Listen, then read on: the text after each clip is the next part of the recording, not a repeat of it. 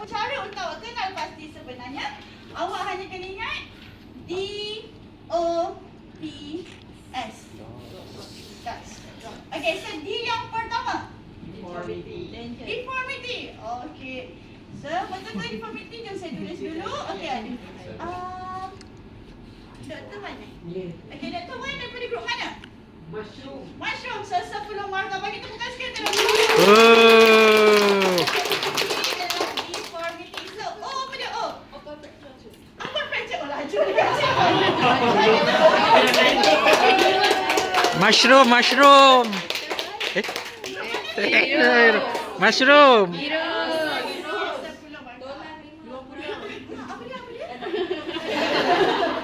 Okey, so T apa dia T?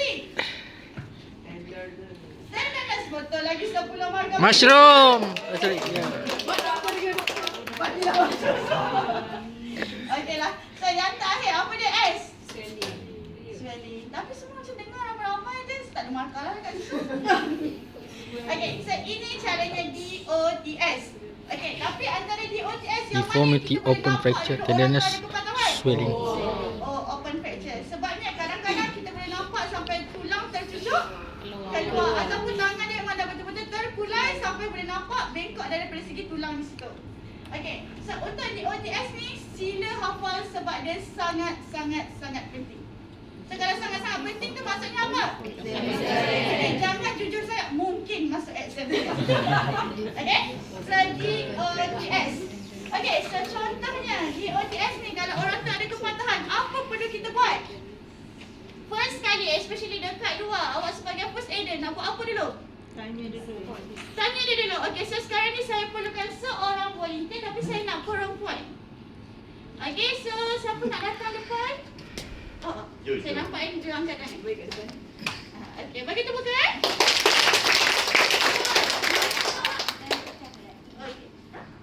Ili. Ada nama foto markah.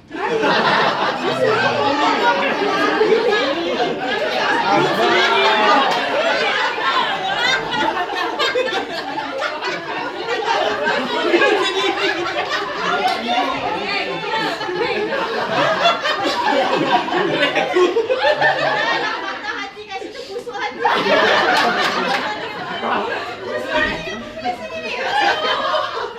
Abang busuk hati lagi sekali tolak 5. Okey, so first kali, kenapa saya nak cek? Okey, sekarang semua orang tengok tangan Ili. Cuba tengok ada deformity tak kat sini? Ada, betul tak ada? Ada.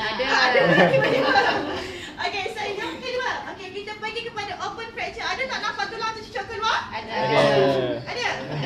kat mana tu kak? Saya ni sampai tangkap macam mana tu? Okey, and then tenderness.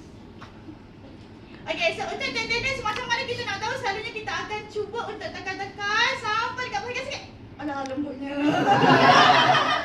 Lagi sikit. Aduh. Okey, so kita akan perasan dekat sini kawasan ni dah tegang dan kalau kita boleh nampak dia dah swollen dekat situ. So sebagai first aider, apa perlu buat? Tanamkan dia. Oh, tenangkan dia. Kak, tenang. Sakit. Dia dah tenang tak? Lepas tu macam mana nak buat dia?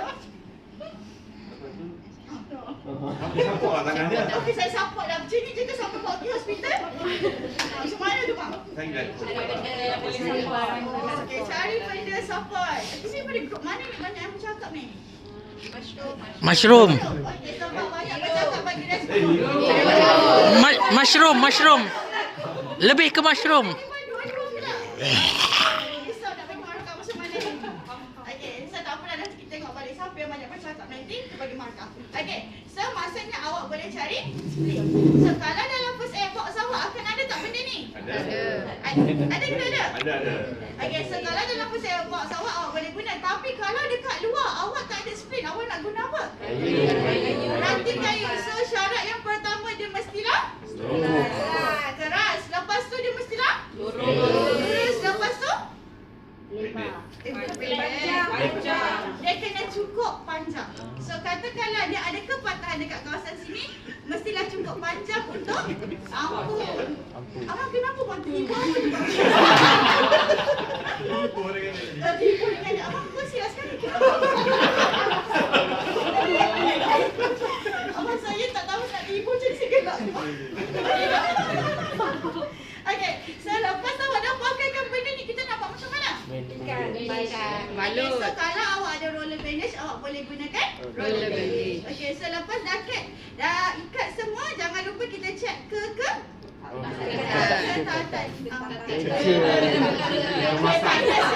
Susah sangat nak sebut situ. Okay, kita check ke taatan. Boleh lah tu. Okay, so sebab apa kita kena check? Sebab takut nanti bila kita tekan sangat, takut tulang tu mencucuk saraf ataupun susah darah untuk berjalan. So kita kena check juga pada mangsa. Okay, boleh? Okay, so katalah awak bayangkan saya dah ampu dengan splint, saya dah letak macam ni. Lepas tu saya akan cari benda yang kita boleh gunakan, iaitu triangular bandage. Okay, tapi kalau nak guna triangular bandage dekat rumah, contoh ada kecemasan, ada tak triangular bandage? Ada? Tuduh lah, tuduh. Betul.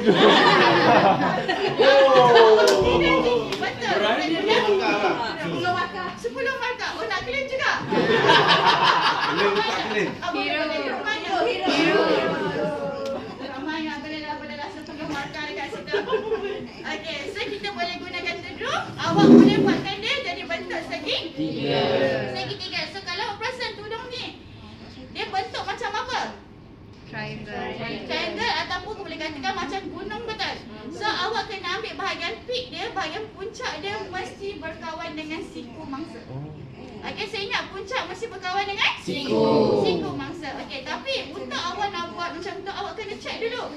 Okey, boleh tak mangsa gerakkan tangan sampai bentuk L? Tapi kalau dia kata tiba-tiba sini dah sakit, boleh tak paksa lagi? Tak boleh, betul? So apa perlu buat? Okay, so selalunya kita paskan dekat badan, kita ikat sekali bagi position yang sama.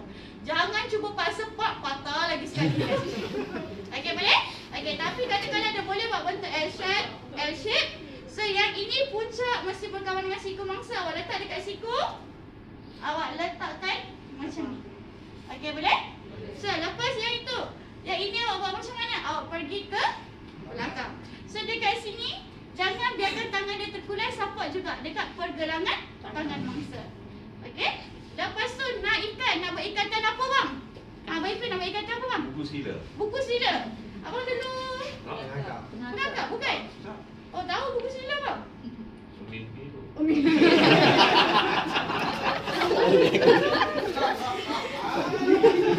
Macam-macam. Patutlah Mimi cakap kat saya. Nanti esok kau mesti gelak-gelak. Oh, sebenarnya dah baik. Okey, so apa yang awak perlu buat? Awak dah pakaikan macam ni. So yang ini awak twistkan masuk ke dalam sahaja. Tapi kalau pasal ikatan tadi, nak kena buat ikatan buku sila ke semua?